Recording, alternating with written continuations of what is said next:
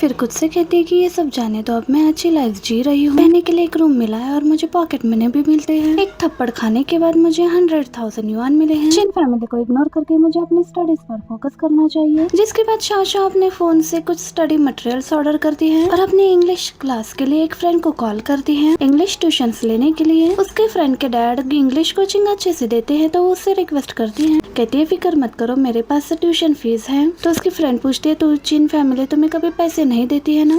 Shao कहती है कि इस बार मेरे पास पैसे हैं कुछ। जिसके बाद उसके इंग्लिश ट्यूशन का भी इंतजाम हो जाता है। शाओ रात भर स्टडीज करती है। जैसे ही वो अपनी स्टडीज कंप्लीट करके सोने के लिए जाती है तो उसे याद आता है कि नुआन ने कहा था कि उसे आज रात गिल्टी की वजह से नींद ही नहीं आएगी। तो शाओ नुआन को देखने उसके रूम में आती है और यहाँ देखते है कि नुआन तो घोड़े बेचकर सो रही है। तो शाओ नुआन को आवाजें देती है। नुआन उठती भी है और बट शाओ को देखकर वो डर जाती है। उसकी आवाज सुनकर मॉम डैड और ब्रदर सब लोग आ जाते हैं। मॉम शाओ से पूछती है क्या तुमने नुआन को डराया है।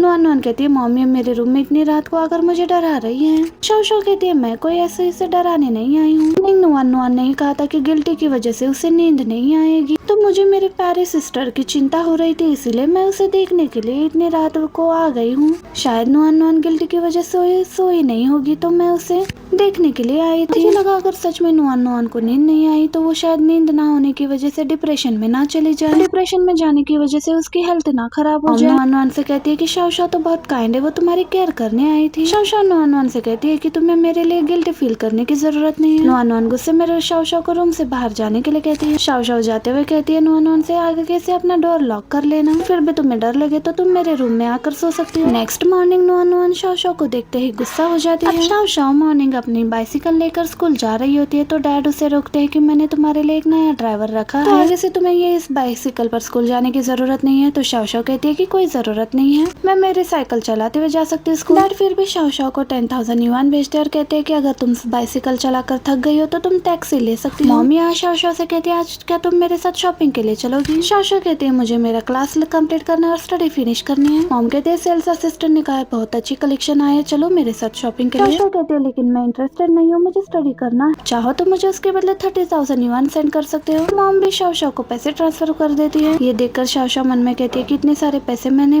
पहले कभी नहीं देखी। इसके बाद वो अपने साइकिल से ही स्कूल चली जाती है। अब डिनर के टाइम पर शाओ का अकाउंट एनालिसिस का क्लास स्टार्ट होने वाला था तो वो बहुत फास्ट खाने लगती है। नुआन को आगे की स्टडीज के बारे में पूछते हैं, क्या तुम आगे अब्रॉड जाना चाहोगी। शाओ सोचते आगे की स्टडीज के अब्रॉड में होगी, कितनी लकी है। नुआन शाओ से कहती है कि तुम मेरे साथ चलना चाहोगी। फिर कहती है मैं तो भूल ही गई, तुम्हें तो इंग्लिश अच्छे से आती ही नहीं है। नुआन की ये बात सुनकर शाओ को बहुत गुस्सा आता है।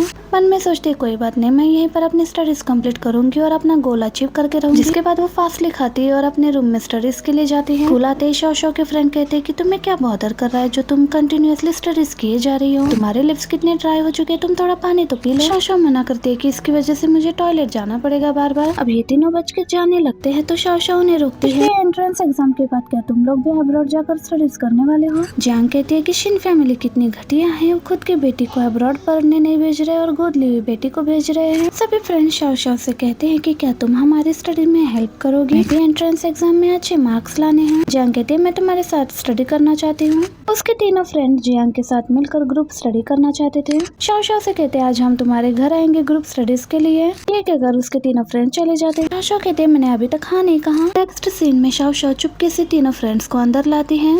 इतने में डैड नुआन और मॉम किसी डिनर पार्टी के लिए जाते हैं तो उनके सामने आ जाते हैं। डैड मॉम तो शाओ के फ्रेंड को देखकर अपना रंग रूप ही बदल लेते हैं क्योंकि शाओ के तीनों ही फ्रेंड बहुत वेल्दी फैमिली से बिलोंग करते हैं। तो डैड उन वेल्दी फैमिलीज के बेटे और उन दोनों बेटियों से बहुत ही मस्का मारते हुए बातें करने लगते हैं अपने बिजनेस के लिए कि इन बच्चों की वजह से उन्हें कोई करोड़ा वाला डील मिल जाए। मॉम डैड को इशारा करती है कि तुम इनसे बातें करो। जियांग कहती है ऐसा लग रहा है आप डिनर के लिए जा रहे हो और शाओ के बारे में कुछ सोचा ही नहीं है। डैड बात को बदलते हुए कहते शाओ ही नहीं आना चाहती थी, वो घर पे रहकर पढ़ाई करना चाहती थी। शाओ कहते तो इसीलिए आज घर के सारे मेड चले गए हैं।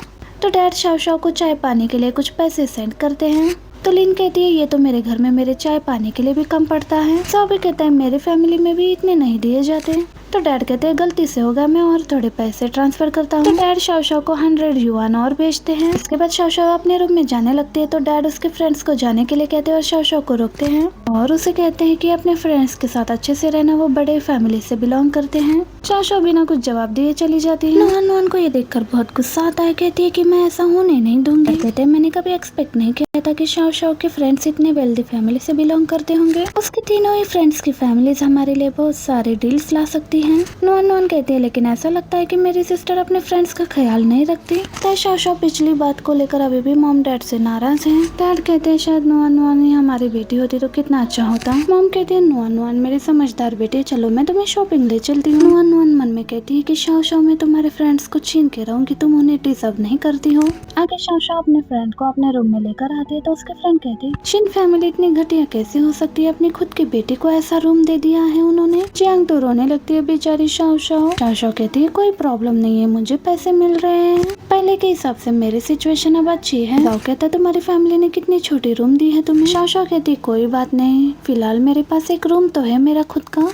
जिसके बाद ये सब लोग अपनी स्टडीज के लिए बैठ जाते हैं। तीनों फ्रेंड्स कहते हैं नुआन ने हमें मैसेज किया है तो शाओ कहती है मुझे नहीं किया। तो लिन कहती है कि शायद वो हमें तुमसे दूर करना चाहती है, वो तुमसे हमें छीनना चाहती है, उसे तो अच्छे से सबक सिखाना पड़ेगा। ऐसा रहेगा हम तीनों एक प्लान बनाकर उसे एक अच्छा सा सबक सिखाए सबके सामने। लिन मैसेज करके उसे सबक सिखाना चाहती थी, जाओ रोक लेता है, हमें इससे कुछ ज्यादा करना चाहिए उसके लिए। इसके बाद सब लोग मिलकर एक प्लान बनाते हैं। ये प्लान सबको पसंद आया था। जिसके बाद शाओ कहती है अब स्टडी पर फोकस करते हैं। नुआन को यहाँ पर उन तीनों फ्रेंड्स का रिप्लाई आता है। दूसरी तरफ नुआन अपने डैड से कहती है मेरे बर्थडे पार्टी के दिन मैं जाओ लिन और जियांग को बुलाऊंगी, वो मेरे भी फ्रेंड्स हैं। डैड कहते हैं क्या सच में? तो नुआन कहती है मैं इस फैमिली की रियल चाइल्ड हूँ और वैसे फ्रेंड्स मेरे ही हो सकते हैं। डैड कहते हैं हमारी नुआन तो बेस्ट है। नेक्स्ट डे स्कूल में नुआन शाओ के फ्रेंड्स के साथ फ्रेंडशिप करना चाहती थी लेकिन वो उसे इग्नोर करके शाओ के साथ चले जाते हैं और सभी बातें करते हैं कि अभी हमारा एक्टिंग स्किल्स नुआन को दिखाना बाकी है। नुआन लंच के टाइम शाओ के पास आकर बैठती है और कहती है अपने फ्रेंड से मुझे इंट्रोड्यूस नहीं करवाओगी। शाओ कहती है वो मेरे फ्रेंड से तुमसे क्यों इंट्रोड्यूस करवाओ। नुआन उनसे कहती है मेरी सिस्टर तुम लोगों की फ्रेंड कैसे हो सकती है। तो जियांग शाओ के साथ शेयर करते हुए खाती है। नुआन जियांग के हाथों में डिजाइनर ब्रेसलेट देखकर शॉक होती है। मन में सोचते इतने वेल्दी फैमिली के बच्चे शाओ के फ्रेंड्स आखिर कैसे हो सकते हैं। नुआन जियांग और जिन से बात करने लगते हैं लेकिन वो उसे इग्नोर करके जाते हैं। नुआन कहती है मैं तुम्हारे फ्रेंड्स तुमसे छीन के रहूंगी। जिसके बाद ये तीनों मिलकर लंच के टाइम जो भी हुआ वो जाओ को बताती है। अब ये चारों फ्रेंड्स तो यहाँ पर बैठकर अपनी मस्ती और अपनी बातें करने लगते हैं लेकिन इतने में फिर से यहाँ पर नुआन आने लगती है तो वो उसे इग्नोर करके ये सब लोग वहाँ से चले जाते हैं। नेक्स्ट सीन में देखते हैं जाओ और शाओ जाने लगते हैं तो उसका एक फ्रेंड कहता है कि तुम्हारी गर्लफ्रेंड तो बहुत अच्छी है। तो जाओ कहता है उनसे कि हम दोनों सिर्फ फ्रेंड्स हैं, तुम रूमर्स मत फैलाओ कुछ भी, हम दोनों को लेकर सबको मिसअंडरस्टैंडिंग होगी स्कूल में। तो नुआन को यहाँ पर एक चांस मिल गया था।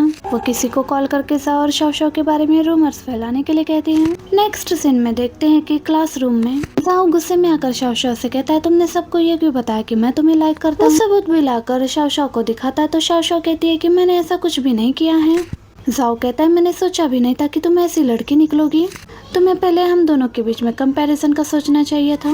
शाओ कहती है सच में मैंने ऐसा कुछ भी नहीं किया। नुआन की फ्रेंड कहती है कि हमने खुद सुना है शाओ ने कहा था सबको कि जाओ उससे प्यार करता है। शाओ यहाँ कहती रहती है कि मैंने नहीं किया है। अब यहाँ का माहौल देखते हुए नुआन अपना आग लगाने का काम करती है।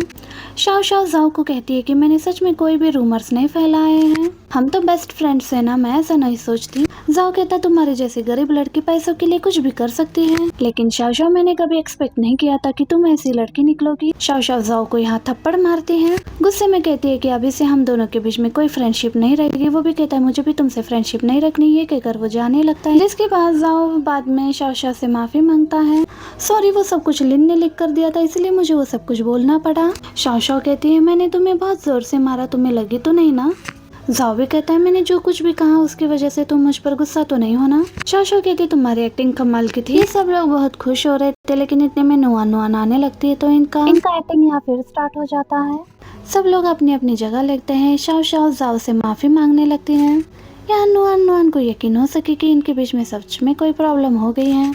जियांग और लिन से समझाते हैं जाओ को, लेकिन जाओ कहता है शाओ शाओ को कि तुम मुझे फिर से कांटेक्ट मत करना। ये कहकर वो उन दोनों को लेकर चला जाता है। ये देखकर नुआन नुआन तो बहुत खुश होती है। घर आने के बाद भी शाओ शाओ को कुछ न कुछ बोले ही जा रही होती है। कहती है तुम्हारे फ्रेंड्स नहीं रहे। शाओ शाओ कहती है वो अभी भी मेरे फ्रेंड्स हैं। मैं शिन फैमिली की बेटी हूँ, तुम्हारा सब कुछ मैं लूंगी। शाओ शाओ कहती है मैं शिन फैमिली की बायोलॉजिकल बेटी हूँ। नुआन नुआन कहती है तो क्या हुआ, तुम्हारी फैमिली भी मेरी और तुम्हारे फ्रेंड्स भी मेरे ही होंगे। शाओ शाओ को तो हंसी आती है उस पर।